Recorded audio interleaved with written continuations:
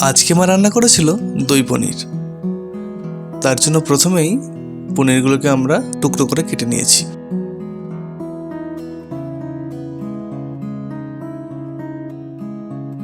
এরপর জলে সামান্য চিনি আর একটু লবণ দিয়ে একটা মিশ্রণ তৈরি করে নেওয়া হয়েছে। এটা কি কাজে লাগবে একটু পরেই জানা যাবে। এরপর কড়াই গরম হলে তাতে রিফাইন তেল দেওয়া হয়েছে।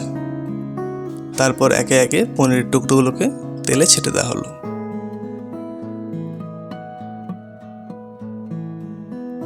এটা কিন্তু হালকা আঁচে করতে হবে যাতে পনিরগুলো পুড়ে না যায় আর খুব হালকা করে ভাজা হয়।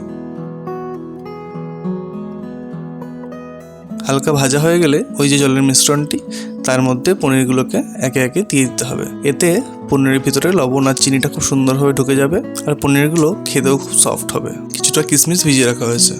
এরপর গ্রাইন্ডারে পোস্ত আর কাজু বাদাম দিয়ে সেটাকে ড্রাই অবস্থাতেই একটু গ্রাইন্ড করে নেওয়া হলো।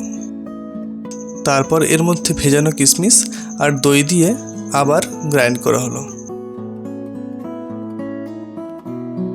আমাদের দই পনির বানানোর যে মেন পেস্ট সেটা কিন্তু এটাই। ওদিকে টমেটো আর কাঁচা লঙ্কা দিয়ে আর একটা মশলার পেস্ট বানিয়ে নেওয়া হলো।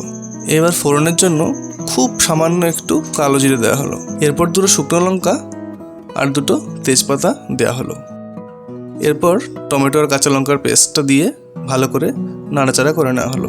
মশলার কাঁচা গন্ধ বেরিয়ে গেলে তার মধ্যে আমরা দই আর বাদামের পেস্টটা দিয়ে দেব।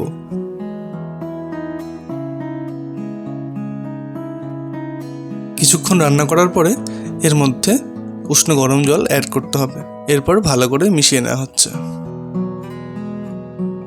একটু ফুটে আসলে যে পনিরগুলো জলে ভেজানো ছিল সেগুলো একে একে এর মধ্যে অ্যাড করতে হবে। এবার মোটামুটি মিডিয়াম আঁচে এটাকে কিছুক্ষণ রান্না হতে দিতে হবে। মোটামুটি ঝোল একটু শুকিয়ে আসলে তাতে অ্যাড করা হবে কস্তুরি মেথি। এরপর একটু গোলমরিচ আর গরম মশলা। আমাদের রান্না মোটামুটি হয়ে এসেছে। সবার শেষে ফ্লেভারটা আরো স্ট্রং করার জন্য দিয়ে দেবো ঘি।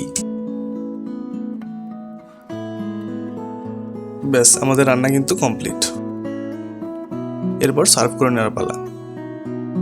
কেমন লাগলো তোমাদের এই রেসিপি অবশ্যই কিন্তু জানাবে। এই দই পনির ফ্রাইড রাইস, রুটি অথবা পরোটা এই সবের সঙ্গেই কিন্তু খুব মানানসই। এই ভিডিওটি ভালো লাগলে অবশ্যই লাইক করবে আর আমাদের চ্যানেলটিকে সাবস্ক্রাইব করবে।